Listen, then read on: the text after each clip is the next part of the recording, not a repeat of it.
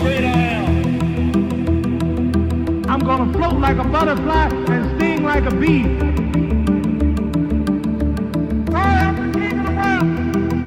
G5Jeff TV, hit the subscribe button, hit the like button. Please share this video, support your boy, support good content at all times. All social media is in the description box, and please hit that bell icon so you can be notified when I drop that heat.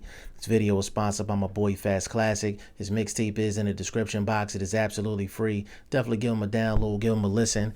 And my boy Matt, definitely check his apparel out on IG at We All From. Now, Canelo Alvarez is not having a good time right now.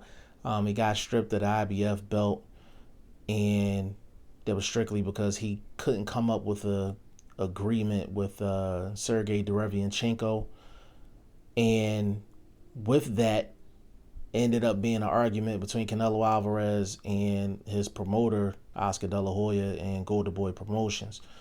Now, mind you, he was also stripped of the WBC belt as well, but the WBC cleaned that up by making him a franchise champion. I still don't know what a franchise champion is. I don't know if they're selling those on Amazon or eBay, or I'm not sure how you obtain one of those.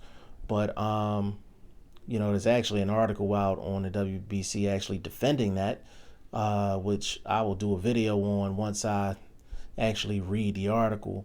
But Canelo Alvarez was looking at Sergey Kovalev, couldn't make that fight happen.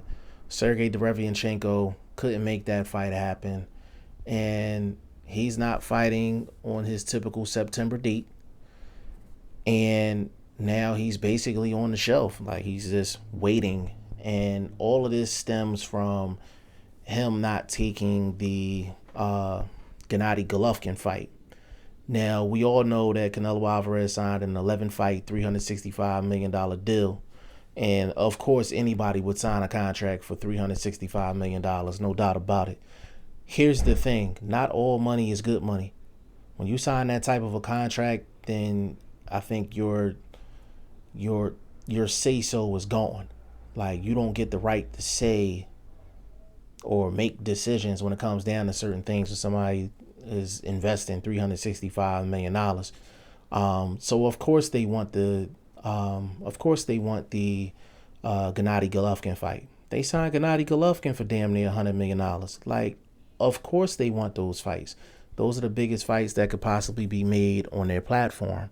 So we all know Canelo Alvarez don't like Gennady Golovkin. He doesn't want to give Gennady Golovkin another payday.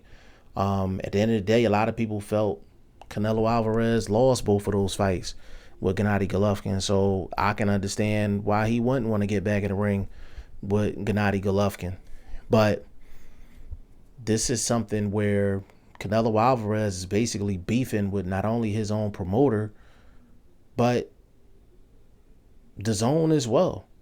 And the thing is, when he signed the DAZN contract, he kind of gave up his power, because the power Canelo Alvarez had was the pay-per-view market. The pay-per-view market was Canelo Alvarez's power move. And with him just fighting on an app where they don't have any pay-per-view, there's no pull. Like, there's no pull really. You know, they're throwing around a lot of money, but I'm talking about long-term pull. Canelo Alvarez has not gotten any popular being on DAZN. He had 2 fights on DAZN. The Danny Jacobs fight wasn't a bad fight, you know, but I mean, it wasn't no eye-popping fight either. And then he had the fight prior to that, and he got rid of his guy in like 1 or 2 rounds. So it hasn't been a momentous DAZN schedule for Canelo Alvarez, and I think he really needs to think about what he's going to do going forward, not only from a fighting standpoint, but from a business and political standpoint as well. Because I think he's, you know, don't get me wrong, he's still the money guy in the sport, but he's losing a little star power. Like, we want to see Canelo Alvarez against the best guys. And don't get me wrong, Danny Jacobs is not a bad opponent, but there's better opponents out there for him that he can take. And I know he's not afraid to take those fights, but when you under an 11 fight, $365 million deal, DAZN is trying to tell you how to walk, talk, eat, and everything else. And so is Oscar De La Hoya. And Canelo Alvarez is having a serious problem with it. So we're going to see how all this plays out. Canelo Alvarez is still the money man, but he's going to have to not only settle on something from a business and political standpoint, but he's going to have to settle on something in terms of a weight class as well, because he's kind of just bouncing around all over the place from, 160 to 168 to 175. Like, he's doing a lot.